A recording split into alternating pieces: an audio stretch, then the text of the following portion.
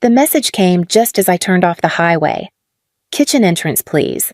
Important guest today, you know how you look after work. No punctuation, no greeting. Just the familiar clipped tone my mother used when pretending her instructions were requests. I stared at the screen for a moment, thumb hovering over a reply that never came. Then, I slipped the phone into my jacket pocket and turned onto the familiar gravel driveway. The house hadn't changed. White colonial, pristine hedges, imported stone pavers that my sister once claimed were French-inspired, as if Vermont granite was somehow inferior. I parked near the side fence just out of view from the main road. My truck looked more out of place than usual. The gray paint was scratched from a week's worth of hauling drywall, and one headlight was still foggy from a run-in with a utility pole last month. But it ran clean and it worked hard like me. In the passenger seat, the bottle of wine rested carefully inside a cloth bag. A 1992 Bordeaux. Cost more than most families' Thanksgiving dinner. I'd bought it last month not out of sentiment but intention. They wouldn't see me, but I'd know. I walked past the front of the house. Through the large bay windows, I saw my sister Tessa floating through the living room in one of her soft cream sweater dresses, gesturing elegantly with a champagne flute as guests leaned in. Darren, her husband, laughed at something I couldn't hear, teeth-perfect eyes scanning for an audience. The chandelier above them bathed the room in golden light. It all looked so curated, like the cover of a lifestyle magazine, except it was real. Or at least they believed it was. The side gate creaked as I passed through. Behind the house, the back door was already propped open, warm air spilling into the cold. The smell of turkey and clove-spiced cranberries pulled me forward. I stepped into the kitchen and placed the bottle gently on the counter. Aunt Lenore turned from the oven, a smile already stretching across her face. "Rhea," she said, pulling me into a hug that smelled of cinnamon and something softer, maybe nutmeg. "You're here." "Would have been hard to miss," I said, trying to keep my tone light. "Figured I'd take the route reserved for staff." She paused, hands still on my arms. "You okay? I'm used to it." I began to unpack the wine, moving with a quiet efficiency I'd mastered in homes that didn't expect me to stay long. Lenore nodded slowly, then turned back to basting. From the front of the house, I heard laughter, my father's voice rising above the others. I imagined them toasting to family. I stayed in the kitchen. For now. I watched Lenore arrange rolls on a silver tray. She always moved like she had all the time in the world. "They still think you're managing rentals part-time?" she asked. "They think I fix leaky faucets." Still, I smiled without amusement. "It's easier that way." She glanced toward the dining room. "But not forever." I turned to grab the wine opener, already knowing what was coming next. The kitchen smelled like nostalgia, rosemary, sage, burnt sugar, and something colder underneath, something I could never name but always felt. I followed Aunt Lenore into the hallway, carrying a silver tray of stuffed mushrooms. My boots muffled against the polished floors, and for a second I saw my reflection in the glass of a family portrait. Arms full, eyes down, sleeves still speckled from a drywall patch I'd fixed that morning. I didn't belong in that frame. I never had. The dining room opened like a stage. Chandeliers glittered above the table.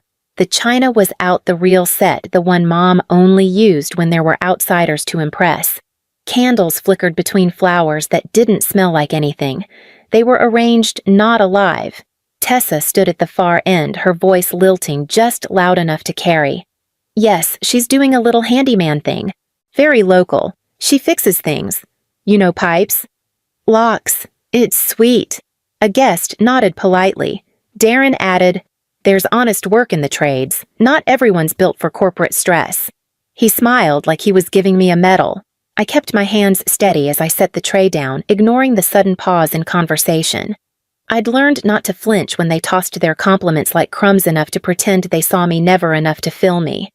Mr. Barlow, a neighbor I vaguely remembered, picked up a mushroom and said warmly, "Delicious, Rhea." "Thank you," I said, because that was the script. Mom floated over her pearls, catching the light. "Darling, once you're done here, help Vivian refill the drinks. We're trying to keep things seamless tonight." "Of course." I turned before she could notice the wine I'd brought, forgotten now, beside the kitchen sink, unopened. Back in the hallway, I caught the faint sound of Tessa again laughing softly. She's good with her hands, always was practical. I guess we all find our own lanes right. It was the kind of statement that meant nothing and everything smooth enough to escape objection, but sharp enough to cut. I could feel Aunt Lenore watching me as I walked back into the kitchen, my spine straight and my jaw locked. I set the tray on the counter and reached for the next one without being asked. The back door creaked open behind me as I slid the second tray of appetizers onto the counter. I didn't turn until I heard the familiar voice.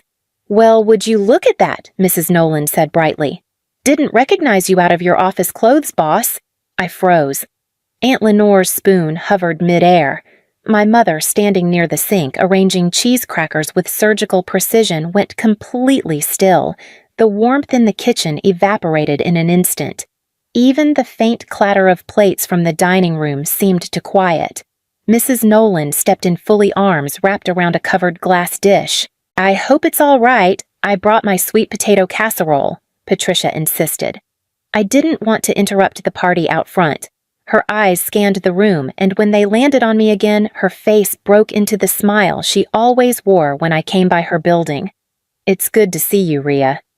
How's everything going at the Church Street property? Did the elevator company get back to you?" I glanced at Aunt Lenore, who blinked once slowly.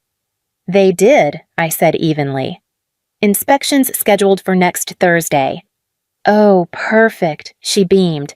"Always on top of things, just like usual." "You know," she added, turning to my mother as if she were letting her in on something sweet, "your daughter is the best property manager I've ever had. 3 years now, buildings never looked better, and so fair with rent, not like some of these corporate types." My mother's smile held, but just barely. Her eyes flicked from me to Mrs. Nolan, then back again. "You—" "Rent from Rhea, I do, Mrs." Nolan said proudly. "She owns my building, and quite a few others, I hear." "Reeves' property right." Aunt Lenore set her spoon down quietly and took a step back. I didn't say anything. There was nothing left to hide, not anymore. Mrs. Nolan had just dropped the match into a room full of gas, and she didn't even realize it. From the dining room, the faint sound of a fork clinking against glass rang out, followed by a sudden hush. Voices lowered, then stopped. And I knew without looking that they'd all heard. I didn't plan to speak. I never did. But the silence that followed Mrs. Nolan's cheerful reveal stretched so long it began to feel like consent. So I cleared my throat. I started with a duplex, I said quietly at first. Bought it with inheritance money after Grandma Mallon passed. It needed work, roof leaks, old plumbing, one unit hadn't been touched since the 80s. I did most of the renovations myself. My mother blinked as if hearing another language. My father had wandered into the kitchen midway through and now stood against the wall like a guest in his own house. Aunt Lenore didn't move. I rented both units out, saved every dollar I could, and used the income to buy the next place. I partnered with Marcus Webb. 2 years later, we formed Reeves & Webb Property Management. We now own 6 buildings outright and manage over 40 commercial and residential properties throughout Vermont. Tessa let out a sharp laugh, short and bright. "You're joking." "I grossed $2.4 million last year," I continued. "Not net, but our margins are strong, 38%. Darren, who had just entered with a glass of wine, raised an eyebrow. "That's unusually high. We do our own maintenance, tenant screening, and project management. Minimal outsourcing, low turnover, high retention. We run lean, and we know the value of every screw." My mother finally found her voice. "But you fix toilets." "I also own the buildings those toilets are in," Tessa scoffed. "And yet you dress like that?" I looked down at my jeans and boots. "They're practical." "I was on a site visit this morning." Dad stepped forward, his voice uncertain.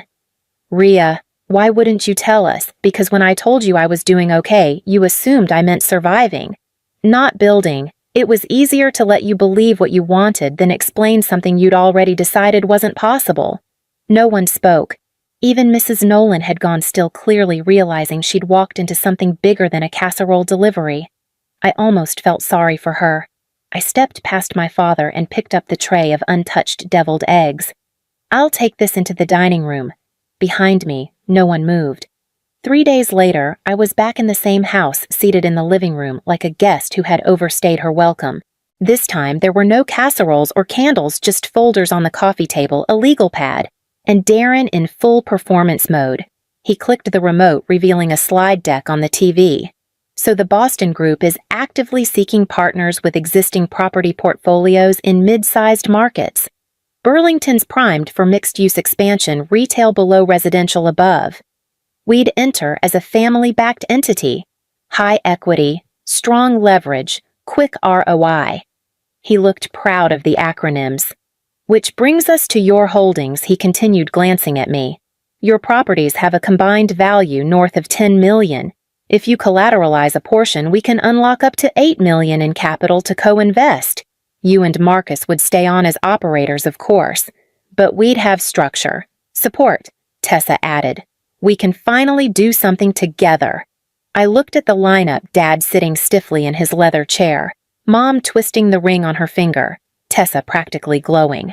Darren stood beside the screen like he was closing a client, and Aunt Lenore sunk low in the corner armchair, eyes quietly pleading with me not to speak too soon. I leaned back. You want me to use my buildings as collateral for a deal with people I've never met in a city I haven't vetted based on projections from your slides? Darren smiled, patronizing. They're not just projections. I've run the comps. With your portfolio, you'll triple your net worth in 2 years. And who's providing the other half of this capital? Dad cleared his throat. That's the beauty of it. Everyone contributes what they can. The rest is from the Boston Group. We all share in the growth. I looked at Mom. She didn't meet my eyes. I looked at Tessa, who was already imagining a penthouse in Back Bay. And then I looked at Lenore, who didn't say a word, but her knuckles were white against her teacup. I sat forward, calm. Let me guess. You didn't call this meeting to include me. You called it because now I have something you think you can use. Darren blinked. Tessa shifted. Dad said nothing. I stood. Thanks for the pitch. Let me know when you're ready to talk about something real. No, I said, flat and steady. The room didn't move at first. It was like they hadn't expected me to speak at all, as if my refusal should have come with an apology, or at least a softened version of itself. But I gave them neither. Dad cleared his throat. We're just trying to help. I looked at him. You weren't helping when you told me to use the back door. The silence that followed wasn't confusion, it was offense. Tessa's face tightened. Mom opened her mouth, then closed it again. Darren stared at the carpet like he hadn't heard me, but Aunt Lenore shifted in her chair and nodded once, barely perceptible but deliberate. Mom finally spoke, her voice quiet and clipped. You're making this more dramatic than it needs to be. No, I said again. I'm making it honest. You don't want to be part of what I built. You want to benefit from it without ever having seen the work that went into it. Tessa stood abruptly. That's unfair, is it? You laughed at the idea of my business a week ago. Now you want me to risk it all so you can get in on the upside. Darren raised a hand, performative calm. We're not asking you to risk it. We're offering opportunity. You're offering pressure, wrapped in entitlement. Dad looked at me, his eyes narrowing like he was seeing something unfamiliar. You've changed. I've stopped pretending. No one said anything after that. The meeting unraveled with an awkward clatter, papers shuffled, glasses drained, throats cleared. The energy had shifted. I wasn't supposed to push back. I was supposed to quietly comply, play the grateful daughter who finally got her chance at the adult table. Instead, I walked to the front door, not the back. Aunt Lenore met me in the entryway. She didn't say much, just touched my arm and whispered, Good. Outside, the air had turned colder. I stood on the porch for a long second before stepping into it, the silence of the house still pressing at my back. By the time I reached my truck, I knew they weren't done. They'd just changed their approach. It started with a call from the housing authority. Miss Mallon, we've received several complaints about code violations at your properties. We'll need to schedule inspections, immediate access to all residential units by Monday. I sat there, phone to my ear, staring at my neatly organized maintenance logs. What kind of complaints? Mold, broken locks, inadequate heat, unlicensed workers. The reports are anonymous but detailed. I confirmed the inspection schedule, hung up, and sat still long enough for my coffee to go cold. An hour later, my insurance broker called. "Rhea, I wanted to give you a heads up. We've gotten some chatter about possible liability issues, something about non-compliant repairs, missing permits. Not formal, not yet, but underwriters are nervous." I opened my laptop. Dozens of new reviews had flooded my business pages overnight, every platform. 1-star ratings with fabricated horror stories, mold pest infestations, retaliatory evictions. All written with just enough specificity to sound plausible. I texted Marcus something's up. "Meet me at the office." By the time he arrived, 2 tenants had left voicemails. Both said they'd received strange calls from people claiming to be with a tenant advocacy nonprofit, asking pointed questions. Did they feel safe? Had they ever been denied repairs? Were they afraid to speak up? "They wanted me to say you were threatening," one said, her voice shaking. "But you've always been respectful." I told them that. They hung up. It kept coming. More calls, more reviews. A supplier emailed to ask if we were still in good standing. Our cleaning contractor canceled their retainer, citing concerns. Marcus paced the office trying to hide how angry he was. "This is organized. Someone knows how to hit every weak point." I already knew who. Tyler had asked about property codes during the meeting, offered to review our liability policies, casually mentioned our tenant demographics. He'd been framing it as interest, due diligence. It was never interest. It was intel. He was going to bury me in paperwork noise and doubt until I came crawling back to accept their deal. I pulled up our documentation folders and started drafting a public statement. I wasn't going to crawl. I was going to make sure everyone knew exactly who was pulling the strings. We spent the weekend compiling everything: maintenance logs, inspection reports, emails from tenants, screenshots of reviews posted within minutes of each other from accounts with no history, voicemails, call logs. We traced 2 of the numbers to burner phones. One had called not just my tenants, but another landlord Marcus knew in Bar. Same script, same tactics. I drafted a letter. Not just a defense and exposure. I named the pattern. I described the harassment. I included facts, dates, metrics. And then I wrote the part they'd hate the most, the truth about how I'd built my business without family money, without shortcuts, and without ever needing to exploit anyone. Marcus read the draft twice. "You're sure about this?" They thought I'd fold quietly. That's not going to happen. He hesitated, fingers hovering above the mouse. "This could get ugly." "It already is," I said. "Let them see what ugly looks like when it's exposed to daylight." He clicked send. The file uploaded. The full-page ad was scheduled for Wednesday's Burlington Business Journal. I didn't feel relief. Not yet. But I did feel something sharper control. They wanted me to panic, to beg, to shrink. Instead, I just printed the first chapter of the story they didn't want anyone else to read. By noon, my phone was buzzing nonstop. A reporter from the Burlington Free Press wanted comment. A tenant from Church Street called to say thank you. A local business owner I didn't know left a voicemail. "I've been through the same thing. You just gave the rest of us a spine." Tyler's name trended on local forums for all the wrong reasons. One of his clients issued a statement withdrawing from their partnership. By the end of the day, his firm had suspended him pending an internal review. The housing authority called to say all inspections were clear, no violations substantiated. I already knew they wouldn't find any. The silence from my family didn't last long. My father called around 5. "No hello, just, this is humiliating." I let the pause hang before answering. "You only cared once I had something you could use." That's not. I hung up before he could finish. There was no guilt this time, no weight pressing between my shoulders, no imagined obligation to smooth things over. Just stillness, and under it, a quiet certainty I hadn't felt in years. They'd tried to make me invisible. I'd made myself undeniable, and I wasn't done yet. The wind coming off the lake was brisk, but I liked the sting of it. It reminded me I was still here, solid, steady, standing on ground I owned. The new development site stretched behind me, flagged for surveyors, and ready for a future that no one else got to dictate. 6 months ago, they tried to erase me. Now, I was negotiating a 10-year lease with one of the fastest-growing wellness brands in the state. The same tenants who once felt nervous about speaking up now sent holiday cards and forwarded referrals. My inbox was full, not of complaints, but of thank yous. My phone buzzed, a message from Aunt Lenore proud of you. Dinner soon, I typed back before I could overthink it, my treat. Downtown this time. Down. She replied with a heart, and I let the smile stay. The family I was born into had never seen me. But the community I chose, the tenants who trusted me, the partners who built beside me, they saw everything. Not because I made noise, but because I kept showing up even when the door was slammed shut. This wasn't the story my family wrote for me. It was the one I rewrote blueprint by blueprint, brick by brick. And in this version, I wasn't invited in. I built the house myself,